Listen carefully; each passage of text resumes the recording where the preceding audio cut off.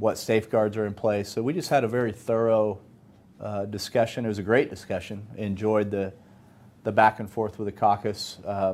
Really hated to cut it short, to be honest with you, but I knew you find people were waiting and getting impatient with me probably. Background question, just moved to the state, moved back to Oklahoma about 3 weeks ago, so I don't know this. Total expenditure for public schools before that $500? Well, it's hard to give you a total on it. Around $4 billion of state appropriated dollars, but that doesn't count local dollars and all of that. That puts it north of $14 billion. But I'll get you the hard and fast numbers from staff because I'm just spitballing. Probably use as a throwaway line anyway. Yeah. Quote you. Mr. Pro Tem, asked Speaker McCall this as well. That has roughly an $800 million price tag is the bill that they put forward. Your caucus has been doing a tax reform working group and has some plans there. Do you think the education thing is something you can move forward before you determine tax relief, or do these need to go hand in hand because of the massive budget implications? We'll take a look at it globally. We're in week 2 of session, and so we've got some time to analyze it and see where we're at. I've appointed some people from the Senate to work with the House and Governor on tax reform ideas, and they had their initial meeting today. So I don't see these as mutually exclusive. I think the conversation continues. Obviously, if any tax reform were to reduce revenue, this is spending revenue, you have to balance it all out. And so I can't say that they're completely happening in a vacuum, but we're going to judge them both on their merits. Do you think 2,500 is enough to keep teachers and qualified teachers in the classroom? 2,500, it's above, even if you're above minimum salary schedule. So I think it will be a great incentive for many teachers. Senator Pugh released a plan that many of you have reported on in the past, spent around $500 million on that. And so we're talking about the same things. We just got to, the details matter, and so we're going through those right now. You met with OEA this year? How's that? I haven't met with OEA yet this year. I've got an open invitation. How does Pugh feel about the bill? Obviously, he had his own kind of education plan he's really excited for, gung-ho about, and then the House rolls out their own thing with a non-severability clause. So you have to pass all of it or none of it. What was his thing? Well, non-severability doesn't really mean that. Non-severability is for the courts to say, if you throw out part of it, the whole thing. It's not the Senate. We still have our power that's vested us in the Constitution, so we can change any bill that comes over. But the Senator Pugh is a very intelligent person that speaks for himself. I'll let him speak for himself on that.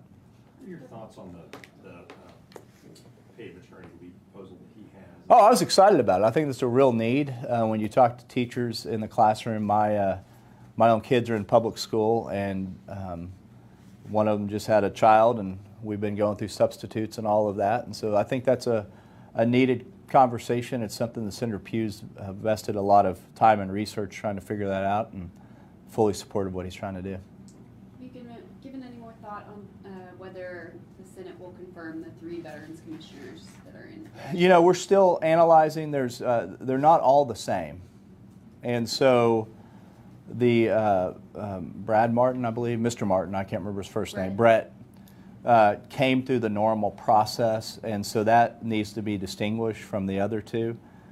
We want to make sure that we follow the law and not our desires, what the law should be, what the law really reads.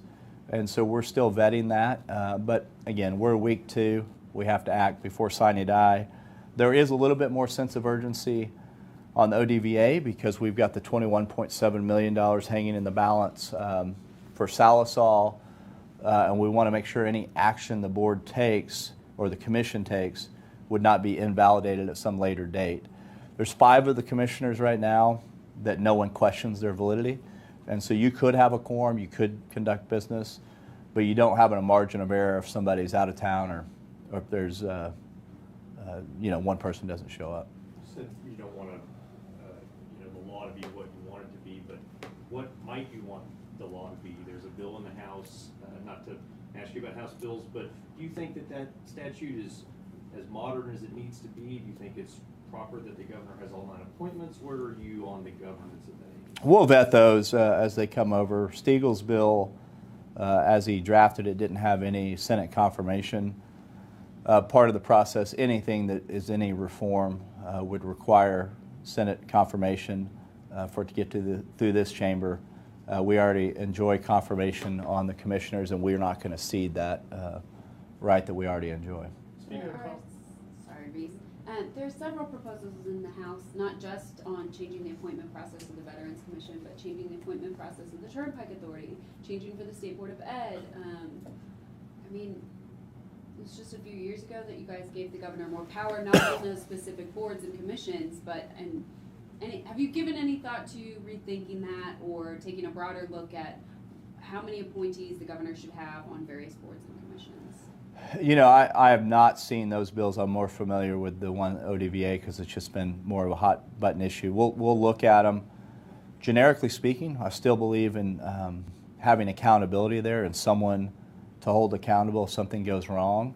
I will tell you that I've entertained a lot of discussions with my appointees on some of those top 5, trying to guess and figure out exactly what their role is. So I think we need to define their roles a little better.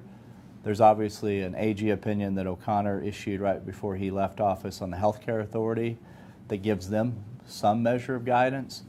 But I'm very interested in trying to define what those roles really are. So we get good people to serve in those roles and that they're actually empowered to do something. But I have not, when you asked me that question, that's the first time I've heard about some of those bills. On Couple more questions and we gotta get you. the Senate does have kind of a bill like that in Roger Thompson's tourism bill. And that would make the commission actually governing body again. Do you support that bill? Senator Thompson's bill hasn't been vetted by the caucus. We haven't taken a position on it, and I'm not going to take a position on it yet. However, obviously have a great deal of respect for my appropriations chair. He's responding to a Loft report to that end and trying to take up their recommendations. So Loft is obviously very near and dear to me as an accountability tool. And tourism has been uniquely in the spotlight on the issues, and so we need to make sure there's accountability there. And I will look at Roger's bills. It comes across my desk once it gets through committee.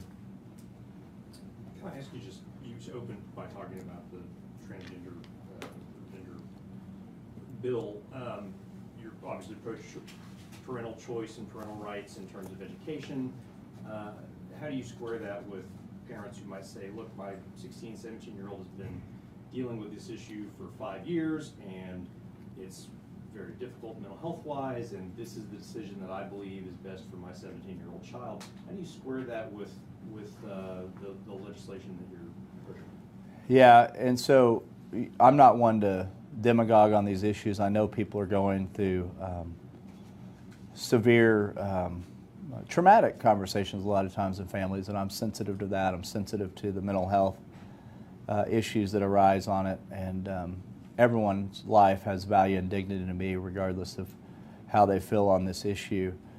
However, I think there are some things that state law prohibits minors from being able to make decisions that are not alterable later in life. Some of those are as simple as they can't enter into contracts. Even if I tell my 15-year-old, my 12-year-old, and 11-year-old, yes, I like that contract, you can sign it, I'm prohibited from state law from allowing them to put their signature on that contract. Even more so if they want to alter their body in a way, I think that's a decision that should be left to adults once they're adults. And so that's how I square it. I'm very much a believer in empowering parents in different areas, but I don't see those as hypocritical positions at all. Thank you. All right, All right. Thank you.